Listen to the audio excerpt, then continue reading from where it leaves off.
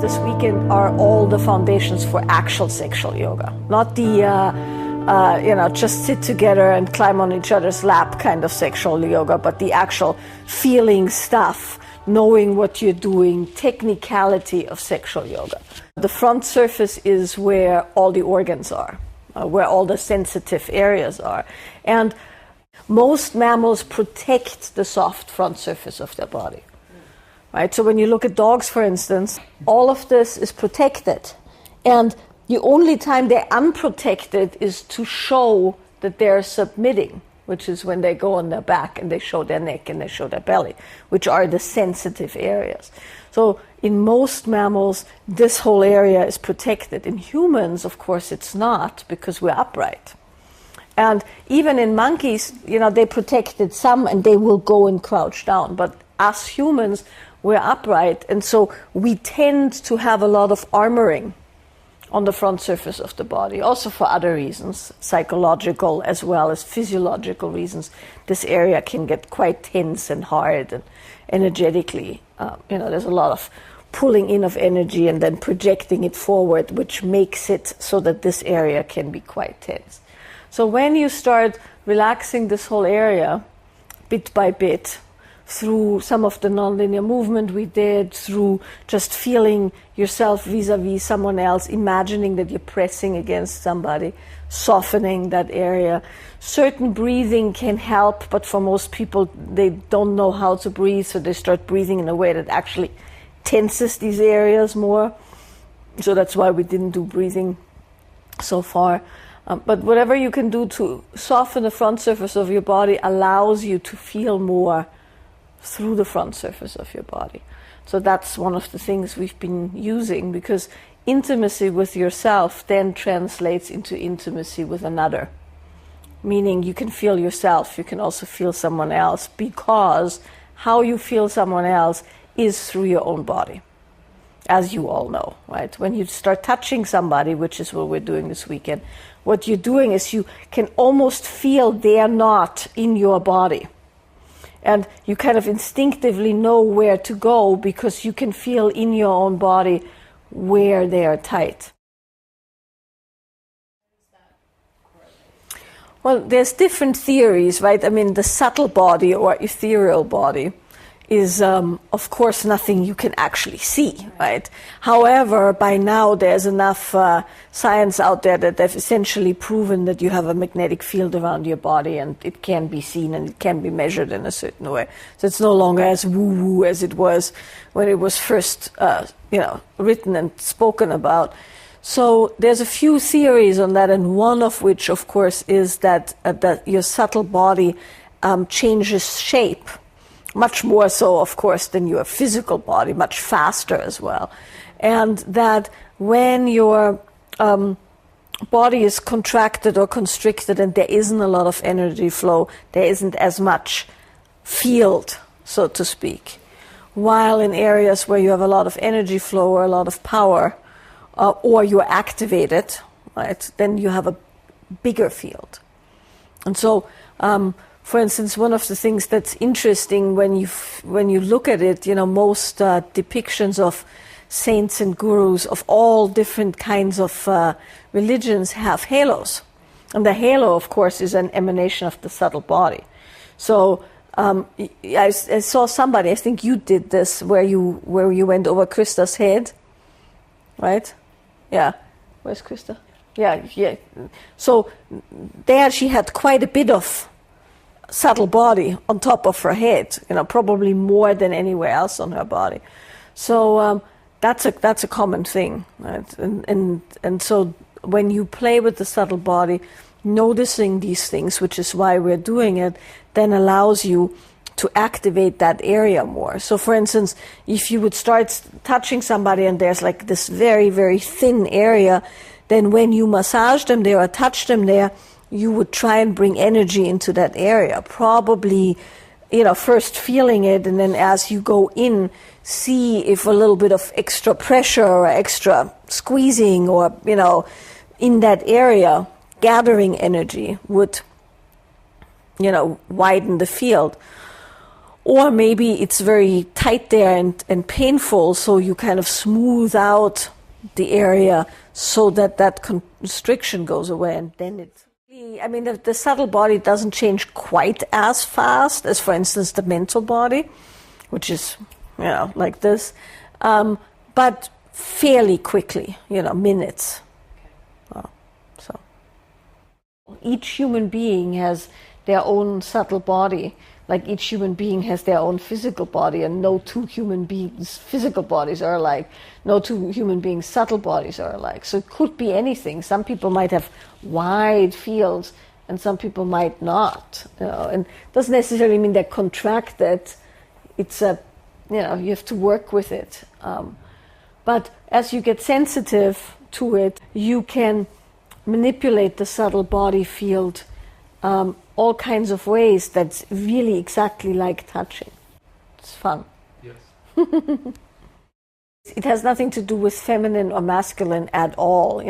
The feminine and masculine are in the realm of energy bodies and stuff like that. Totally. Well, it's not the same. It's just it doesn't matter. It's a different paradigm. Your body has preferences sexually, but aside from the sexual preference you have, which is you like being the one surrendering to somebody who knows where it's going or penetrates into that, that's your preference. Like, I like salty foods better than sweet foods. Do I never eat sweet foods? You bet I do, right?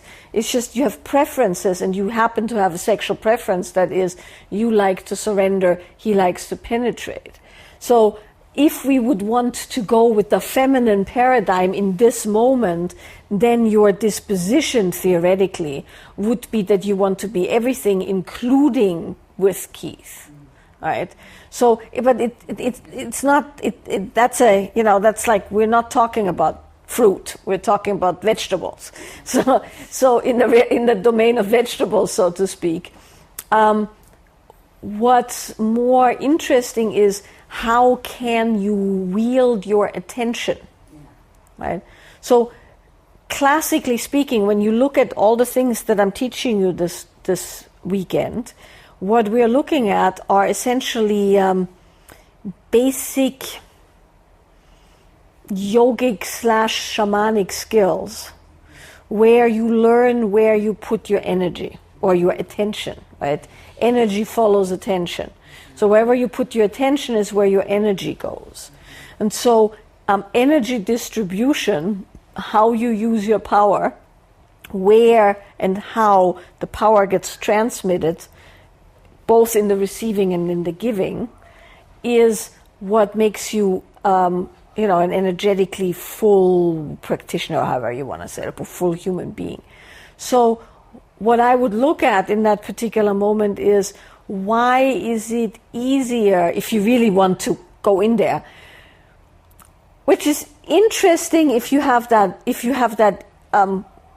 disposition and bandwidth to explore these things, right? You can go, why is it easier for me to be with nature and fall back into nature instead of falling forward, so to speak, into Keith while falling backward into nature, which means that you're essentially dissolving into everything, right? But of course, dissolving into anything isn't the same as being able to interact energetically with another human being and with nature. So were you in that round of women's group where we did the deity yoga? Yeah. So in the deity yoga practice, right, you learn specifically to merge with the deity, and then you also merge with the land around the deity, the mandala of the deity, so that you become both that which essentially, arises and the arising, so to speak. So you become everything, and as you become everything, you disappear into that.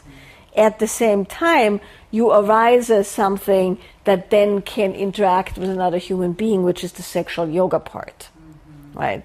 Because of course, when you become one, there's no one else, and you are not polarized. So what you do for the sake of the tantric practice or the sexual yoga practice, however you want to do it, is you learn how to become everything, and then you learn how to put everything into polarizing with the other. And then you have that play of the sexual play, the sexual polarity, and then in the middle of that sexual play, you suddenly merge, and it's all gone, and it's just God.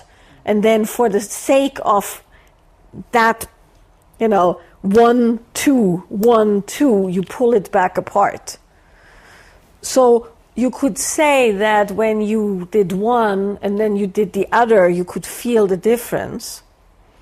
Right? Then you could learn how to do both simultaneously. He does both simultaneously. But then let's say, to stick with this example, you become nature and he becomes completely focused into you. For instance, or however you want to play it. So you could play with this in all different kinds of ways.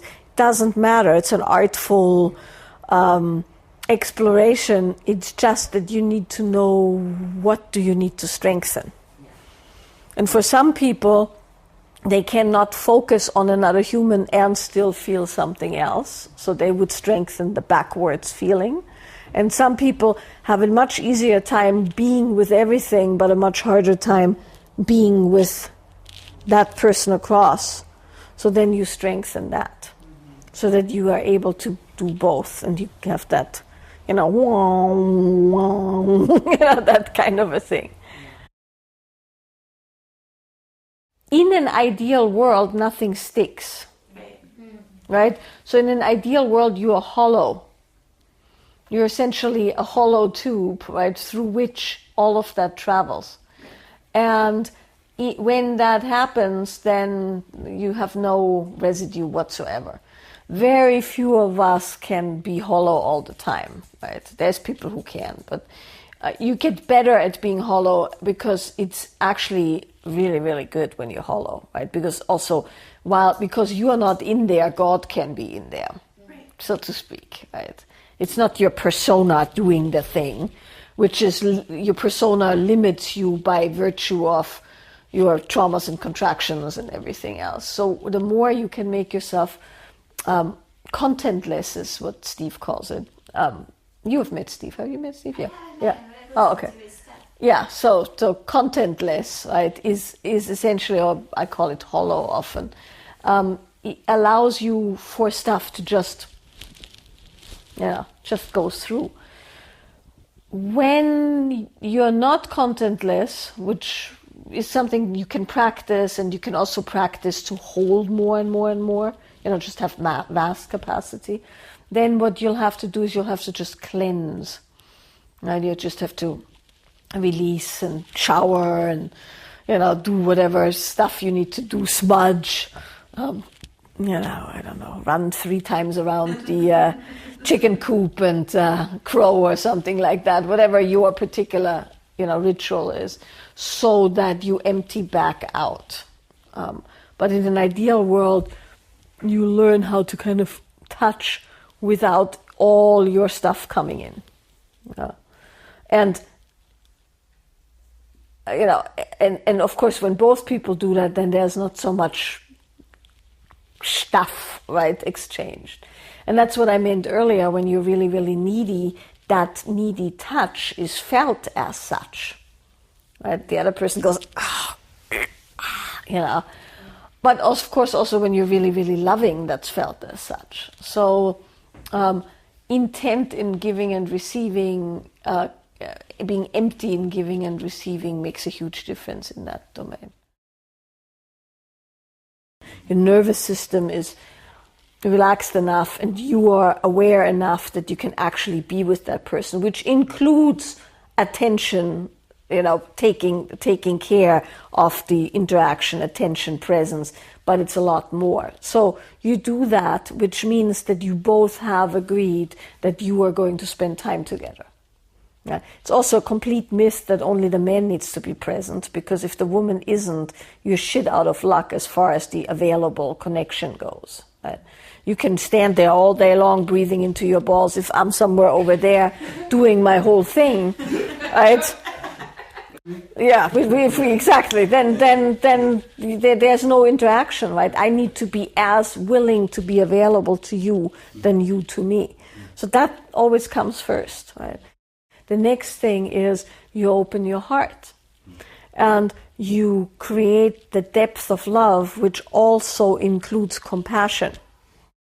Included in the open heart is compassion, is loving kindness, is the willingness to give and receive love and forgive some shortcomings along the way, so to speak, because you have compassion for that human's nervous system and shortcomings and quirks and fears and lack of skill and all of the things that we as humans have. So that particular openness of the heart and the deep love that comes is essentially the prerequisite for then going sexual in the sense of the cosmic sex or the God sex, however you want to call that. Because it's through the open heart and the available body that you're able to track and feel how you want to play the erotic tension. And when you just play the erotic tension, which is easier in a certain way, right? Because erotic tension, erotic friction, or polarity, whatever people call it, once again, polarity is a somewhat incomplete description because, I don't know how to say this, you can have erotic tension in any combination. It's not dependent on man, woman. It's just dependent on opposite poles, right? So it's fairly easy to produce, polarity, erotic friction. It's super easy. One person does one thing, the other person does the other thing, and immediately you have the friction, right? People don't like the word erotic tension, which is the original translation of the term, is erotic tension, because they don't like the idea that there's tension.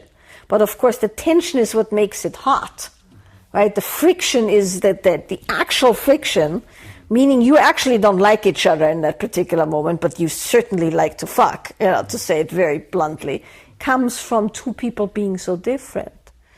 Now, when you do that without the heart, you essentially are fulfilling your own, your own circuit, right? You're rubbing yourself on somebody else for the sake of perpetuating your own thing, because you're not actually feeling them. You're only feeling them as far as the gratification of the need to rub the friction off, so to speak, goes. That often happens, and I'll tell you in a second why. So it's not wrong to start with the erotic friction and have the heart catch up.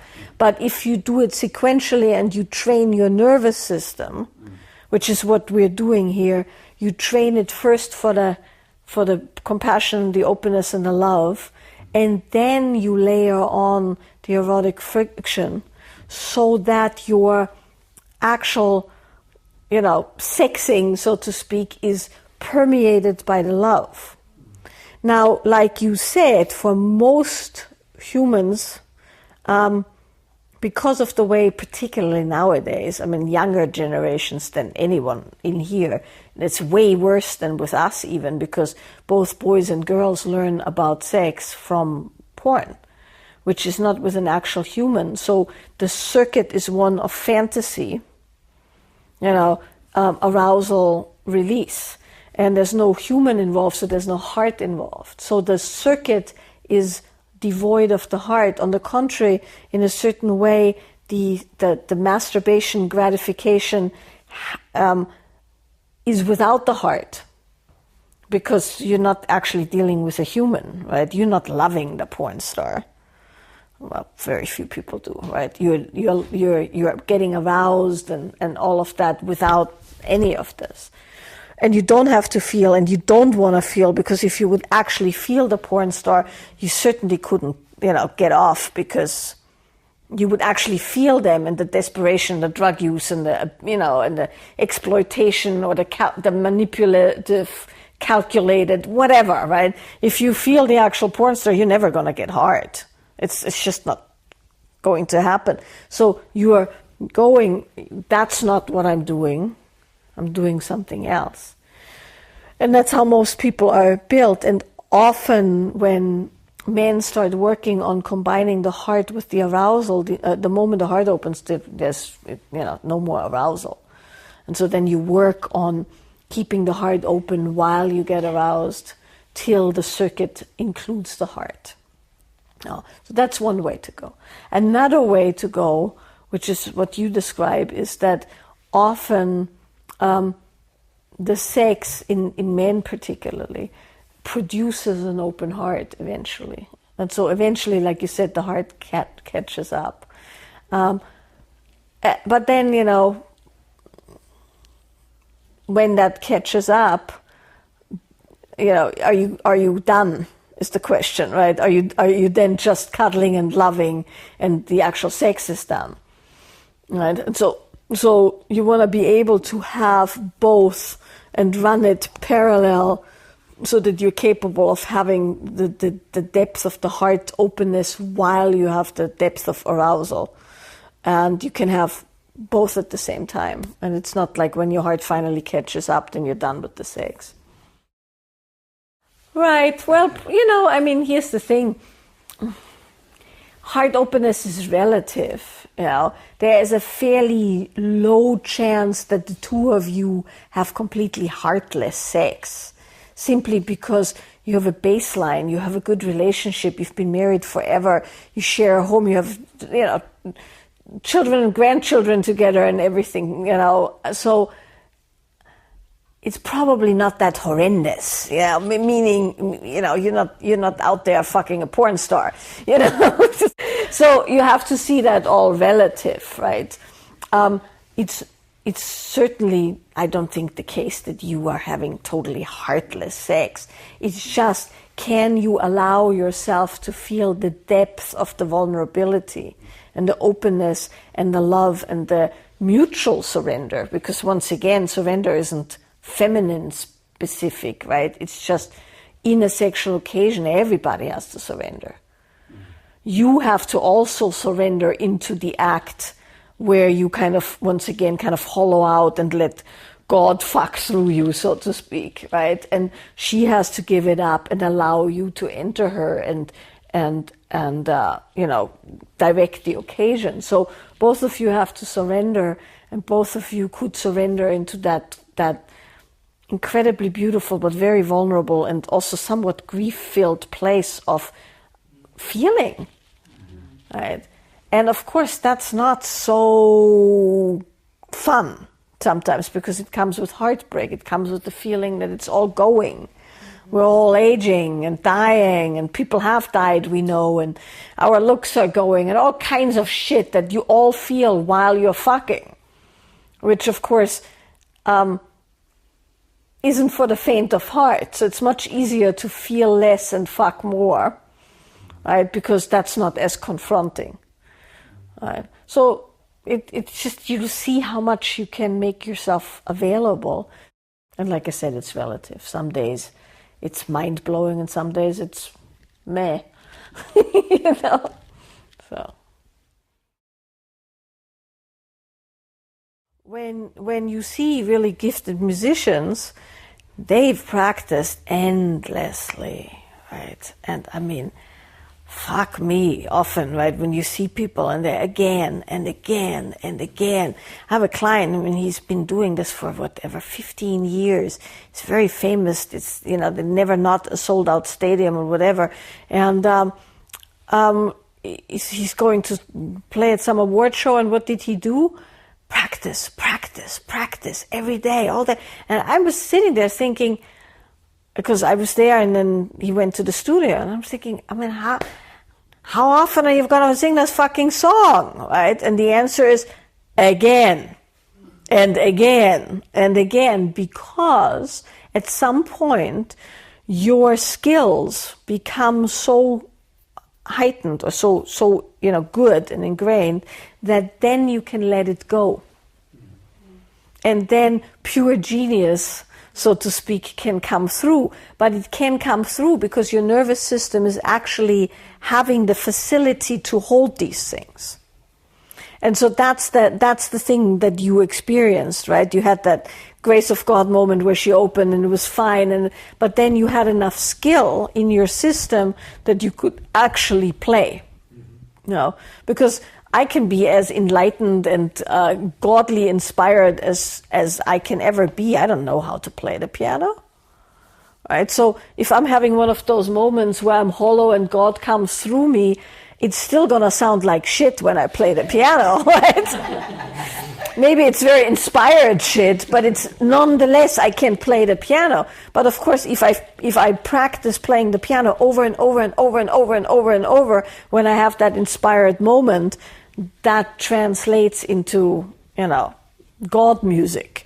And so that's the thing that then happens. All the different skill sets suddenly combine into this thing where you're effortlessly riffing, which is exactly what jazz musicians do, right? It sounds like they don't know what the fuck they're playing, but they know exactly what they're playing, right? And it follows some really complicated, thing that they've practiced over and over. Yeah. There's nothing beats generosity, right? Nothing beats generosity. If you can find it in your heart to be generous to your partner, that's 97% of the game, right? It really is, because, it's not like we don't all make mistakes. If you can have a little bit of generosity, it goes a long way. I think the important piece to know is this is a tool for skill development. It's not your salvation. It's not your religion. It's not your salvation, right? It's just not. It's the best anyone can do for you, even though, of course, people will tell you otherwise because that's how they pay their rent. But the best anybody can do for you is give you skills that you then integrate into your life, right? So if one person in a relationship learns some new skills, that's great for the relationship. If you somehow make the learning of the skills into some kind of a lifestyle or some kind of ideological thing that now you're not with me, you're not opening, you're not whatever, right? Then you'll have an actual problem, because relationship is built on sameness. So the more you have in common, the better your relationship will be. So typically people who live together or partners have a lot in common. Right? You have children in common, a house in common. Hopefully you like the same kind of things like food or travel, or you have the same friends. You do a lot of things in common, and that's what makes it a good relationship. When you have relationship issues, you have issues around lack of sameness. So you have lack of communication. You can't communicate appropriately. That would be a relationship issue. You have religious differences around money, differences around child rearing, differences around where you live, how you live, who makes the money. Those are all relationship issues. And what you do with relationship issues is you try and get on the same page. Right? So that's the first thing you do. You essentially go, where are we deviating in our ability to pull on the same string, so to speak, on the same side of the same string, right? One of the amazing terms when you look at legal documents is irreconcilable differences, right? So irreconcilable differences is what you call it when you want to have a divorce, right? That's one of the reasons for a divorce. And so what that means is that what you want and the other person want cannot be reconciled. So that's the end of a relationship. Relationship is built on reconciled, viewpoints and behaviors and things like that. So that's one area. So when you go on a path of learning these things now, for instance, and you make them like a religion or a dogma, your partner will not be with you, and you will have an area that's potentially irreconcilable, at least different. If you look at it as there is skills I don't have, I would like to acquire these skills, right? Then you are in a completely different realm of experience, because skill development isn't in the relationship paradigm, right? Unless your partner says, I don't want you to have these skills, right? Specifically, I'd like to play the guitar. I could never live with a guitar player. Well, then, then you have a relational issue.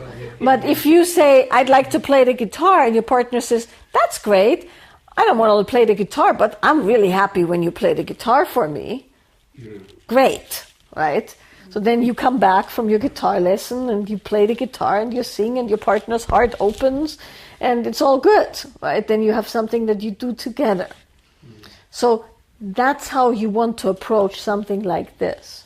Of course, if you go, I now know this and you don't, you're in the irreconcilable piece, right? So that's one thing to look at. Now, the other thing to look at is if you have sexual issues, and what I mean by sexual issues is lack of sexual attraction. That typically comes from being too much of the same.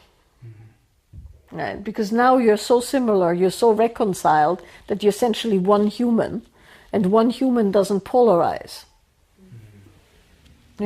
Two different people polarize when they are different, which is why typically people who have irreconcilable differences fuck a lot, very angrily often, but meaning often people who are actually not able to have a relationship have really strong sexual chemistry.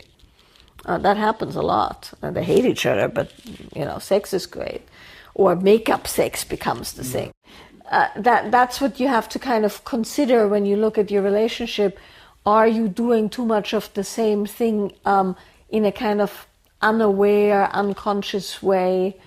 And then if you go, yeah, we do that. Oh, now I'm going to go and I'm learning some skills to make myself different. Then you'll probably will realize pretty quickly that the attraction returns because you can actually make yourself different.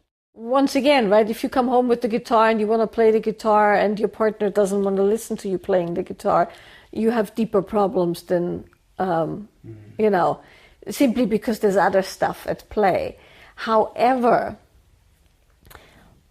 even if you come home and your partner isn't receptive, if you don't collapse and cave in and go, well, fuck you, there's all this great stuff and you don't want to learn it, and you just move on with your day and you allow for the things that you've learned to be metabolized within you, probably quite interesting.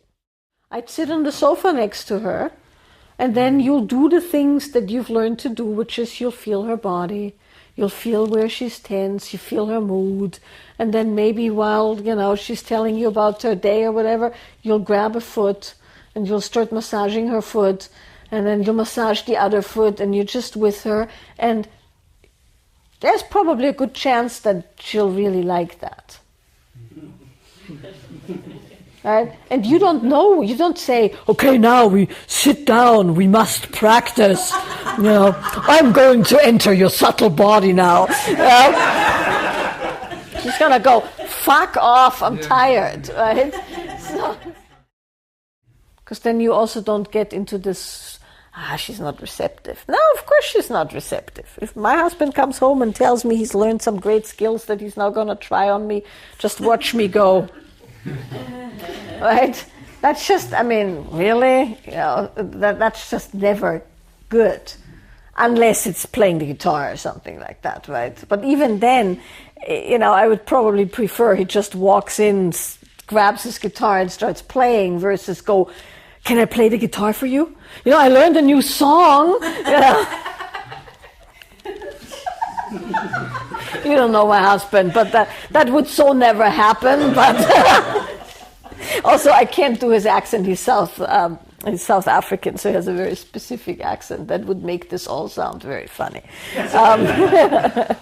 So yeah, you don't do that, because a whole other area that we don't want to go too far in right now. But the thing is also, when you need your woman in this case, right, to approve of you, you're essentially a little boy, and that's always very unsexy. Right. So anytime you go, mommy, I just learned how to play the guitar, right? It's just like, ugh, go away, right? While when you walk in there and you do your thing, that's very interesting.